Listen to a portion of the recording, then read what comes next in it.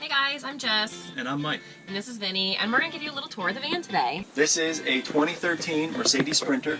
We bought it in 2016 when it was 3 years old. And from the day we got it to the day we hit the road, it took us about 5 months to build this out. We first designed it all in 3D on a program called SketchUp and made sure that we put everything exactly where we wanted it. And we couldn't be happier with the design and the layout the way it came out. So I'll start the tour up here at the front. Both of these seats are the factory Mercedes seats, but we put a swivel base on them, so when we're parked in an area like this for a little while and just hanging out, we can spin this seat around and it becomes our favorite lounge chair. This seat also has the ability to swing around, but we ended up putting a little storage back there and a guitar and some stuff like that. And then down here we got Vinny's bed, so as a third member of this family, he also deserves a seat up front. Up above the driver's seat we have these window covers, which we made ourselves, and these have proved indispensable. This is a piece of Reflectix insulation, so that's like Reflectix is like bubble wrap, but it's foil faced on both sides. And then we covered it in fabric. We used some spray adhesive and sewed up the edges. And this is cut exactly to the shape and size of the window. And then with some extra strong magnets, they just snap right into place. And at night, it provides a whole lot of insulation, privacy, and we can use them in the winter, in the summer. It's really, really great. So I'll take that down for right now, let a little extra light in here. I can also speak about these windows. So when we got the van, they had factory glass in the doors. And leave that right there for now. So this hole was already cut out, but we knocked out that old glass and put in these new windows that have operable vents. So in the summertime, we can get a great cross breeze coming through here by opening vents over here, and the same thing over here, more vents here. And then these vents in combination with the ceiling fan, this is a fantastic fan. We can get a nice breeze coming through. It runs on a thermostat. But right now it is a little chilly outside, so I'm going to close all that up. Moving on with the tour, at the front of the van here, here's basically the kitchen. The heart of the kitchen here is the stove and the sink, and we got all sorts of storage. The sink runs on this 5-gallon freshwater tank and a 5-gallon gray water tank. We made the decision to put these in jugs that we can kind of pull out easily and just carry them into places. A lot of times we fill them up in Walmart. There's a machine in there you can fill up for, I think 5 gallons is like $2 or something like that. So we do that quite frequently. 5 gallons of water plus like an extra gallon here lasts us about 3.5 to 4 days typically. The whole system runs on an electric pump, so that works out great. Back here we have a Sodastream, because even though we are living in a van, we still enjoy our bubbly water and stuff like that from time to time. The whole cabinet system, built myself basically from hand, and so every drawer is just made out of plywood, and we put these rails on here, and the front face is actually Pergo flooring. So this is a laminate flooring system that is very resilient and scratch proof and all these kinds of things, and we edged it in an aluminum trim to cover up that raw edge. The hardware we installed clicks in and clicks out, so that when we drive, hopefully, typically nothing flies out. The stovetop here, the stove is a propane powered stove along with our heater. So this is an Atwood RV heater, and both of these appliances run on, let's do a little pivot. Both those appliances run on this propane tank. That's a 20-pound propane tank. So far, we've only, in let's say 7 months on the road, I think we're on our 3rd tank. The countertop is just a melamine that we edged in this edge banding. So it's really great countertop surface. The whole thing, I think this, in addition to this top, cost us like $40 or something like that. So that was a really great deal. These overhead cabinets, these springs are one of our favorite things about these cabinets. So typically when you do an overhead door like this, woodworkers and the catalogs, they want to sell you like these big hydraulic arms that are used to hold these arms up, hold the door up. But this spring just kind of snaps into place and does the trick for a whole lot less mechanism, and it's just a very simple system. In order to keep these from flying open when we drive, we have a piece of rigid Velcro in here. So it's a extra strong Velcro there and right here, and it just kind of snaps in place. We do that before we drive. So this cabinet has our food and snacks. This one has some coffee, some cleaning products, and our toiletries. Moving back this way, I'll go into the closet. So in this closet, on this wall, I put the thermostat and the switches, and basically on the other side of this wall are all of the wires and the electrical, and the all the power of the van is running basically up through this channel. So down here, starting at the bottom, we have 2 deep cell marine batteries. Each battery is 105 amp hours, and they are tied to a third battery that's under the hood. That was the factory Mercedes auxiliary battery. So all told, we have about 300 amp hours of energy. Those 3 batteries are charged by 4 solar panels on the roof, giving us 400 watts of solar, and it's all run through this solar controller right here. That solar controller is made by Windy Nation, and it's basically the whole brains of the operation, so that we don't have to do a whole lot once this thing is up and running. Right now, on a sunny day like this, we have 8 amps coming in, and we're basically fully charged at 13.5 volts. We've got our switches and our fuses and a fire extinguisher back here as well. One of the requirements before we moved into the van was that Jess had to take her entire closet, her entire wardrobe, which used to be our spare bedroom, and shrink it down to this tiny little space. One of the requirements of that was that she needed a full-length mirror. So there she is. Hi guys. Yep, she's our fabulous camera woman right now. But that full-length mirror was actually one of the trickier design problems in putting it in a van where you still need to be able to stand back far away, and but we kind of solved it with that solution.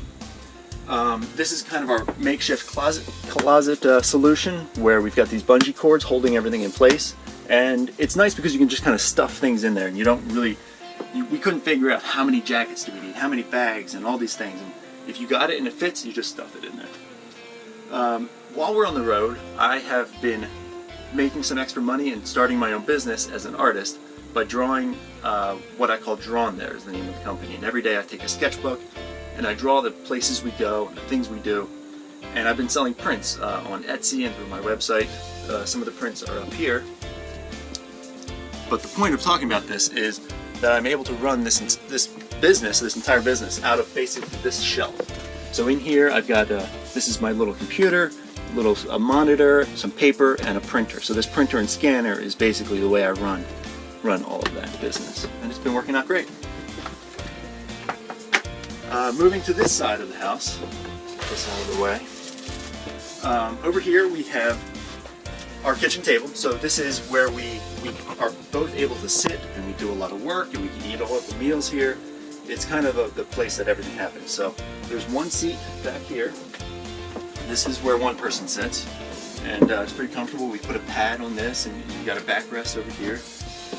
And then the other seat is right here. This is an IKEA stool that is perfect for this situation for a few different reasons. One, it pivots on this base so that when we drive, it really doesn't fall over. It'll wobble a little bit, but for the most part, like a rigid stool, it won't fall over. Secondly, this table height is a little higher because this bench had to come up a little bit. And then that's also why we have this foot box down here, because this is typically you put a seat height at 18 inches. I think this might be 20 inches high. So for comfort, we have an extra foot box, and then that raised the height of the table, and now this stool can also come up and come down. So that stool is a great little purchase. But back to the table. Under this seat is one, it's our bench, it's our kitchen seat, but also you can slide that away, and there's our toilet.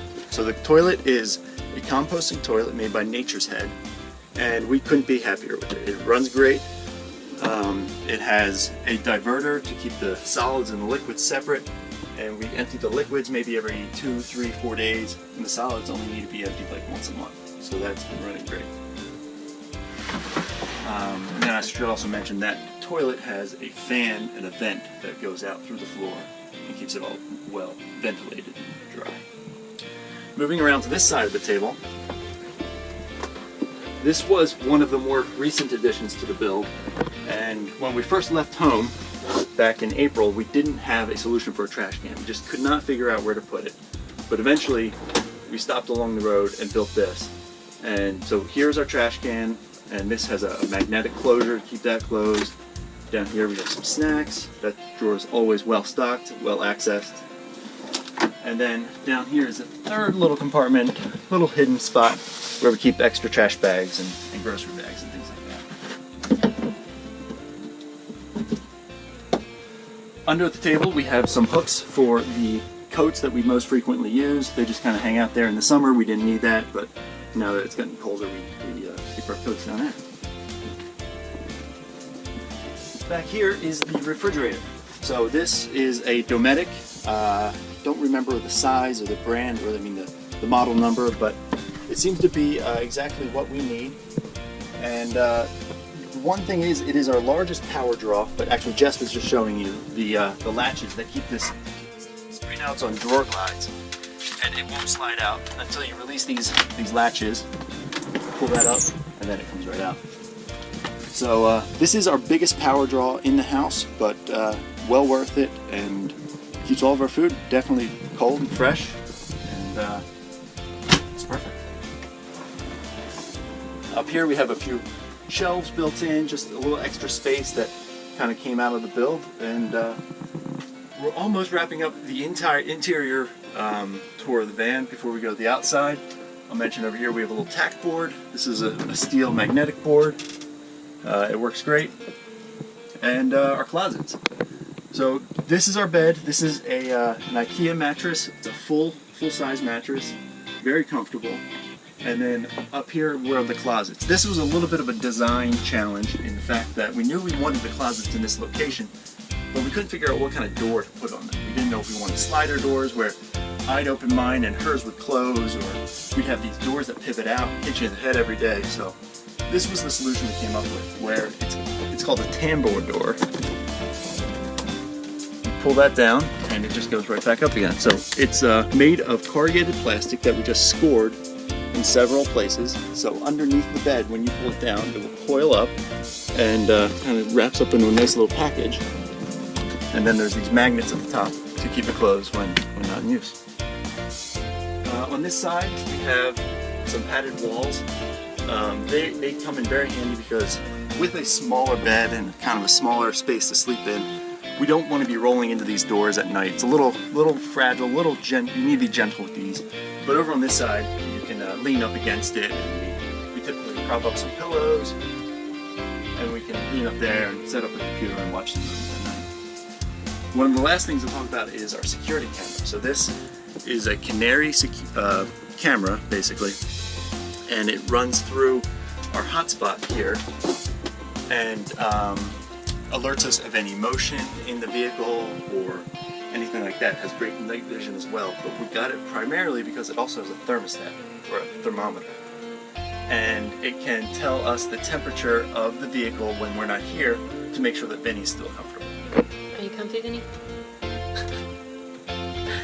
Alright, I think that's you saw the lights. We got lights here, 6 LEDs right there. They're on a switch, in addition to some LEDs under here. The other switches on here run a multitude of USB outlets that we put all throughout the van. Under here we have 4 USBs in that gray box. That's up, Vinny. So here we have 4 USBs, 2 12-volt cigarette lighter outlets, and then inside the box I put what is called a boost. So I'm able to take the 12-volt power that the batteries are producing and bump it up to 19.5. So then my computer can plug directly into that.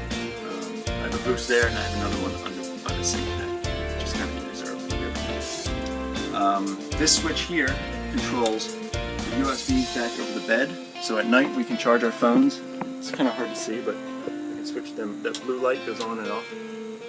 We have 4 USBs, so each of us kind of can plug in our devices, and then the center is a 12-volt outlet for a fan or an electric blanket. I think that wraps up the inside tour.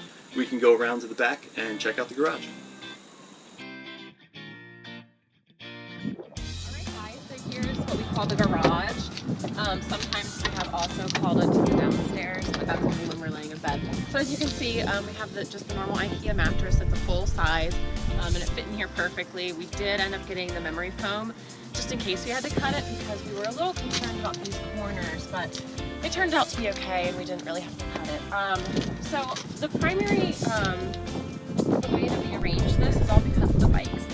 That was our #1 adventure gear priority. So we put the bikes in here, we measured up to the seat, and that's how we determined what the height of the bed was. And so this is on a glide that will come out, so that we have full access to everything else in the back here. And so as you can see, we have some chairs, which come in handy. They're super minimal, they're just from IKEA, cheap. We have yoga mats. This is actually an umbrella. We did not put on a awning on our van because we really wanted to stay stealth, as that we park in cities a lot. So this is just a simple patio umbrella with the base. We have tables. This is all of our backpacking, camelback gear, tools, hardware, Burning Man costumes, tents, backpacks, skis and snowboards. I mean, we have it all really, guys. Everything that we wanted to get in here, we did. So that brings us to the shower, which, you know, we don't actually use that much, but the few times that we have used it, we've been pretty happy to have it. So that just magnetizes up to the door, and it uses these little propane into this direct inline heater, and then we have a 5-gallon water tank right there. So that lasts about, I don't know, what, 3 to 5 minutes. So I get like a nice shower and Mike gets a little rinse off, basically. Let's see, what else is back here? Mike's sketch stuff, you can see. And then again, we have the insulated window covers, which usually just live like in this position. And then when we sleep, they just magnetize right up. And then we have complete dark out and insulation, which is really nice because it can get a little drafty when those are down. We have little pouches up here for our phone and our chapstick and anything else. So, what else? Oh, wheel. Yeah. This is a pretty unique thing, I think, about our van. And what we did was Mike found this genius solution. So we just have these bungee cables, actually, and they're screwed into the bottom of the door. And so you put the wheel on this hook up here, put it in, and then wrap the bungee around it, and it stays tight. And this probably won't work with all wheels. I know mountain biking wheels are a little bigger and might not fit in terms of when the door closes into this area here. But it did work out for our road bikes. Yeah. All right, guys, thank you for checking out our tour, and we hope to see you guys on the road. Yeah. Say hi if you see us out there. Yeah. Bye. Bye.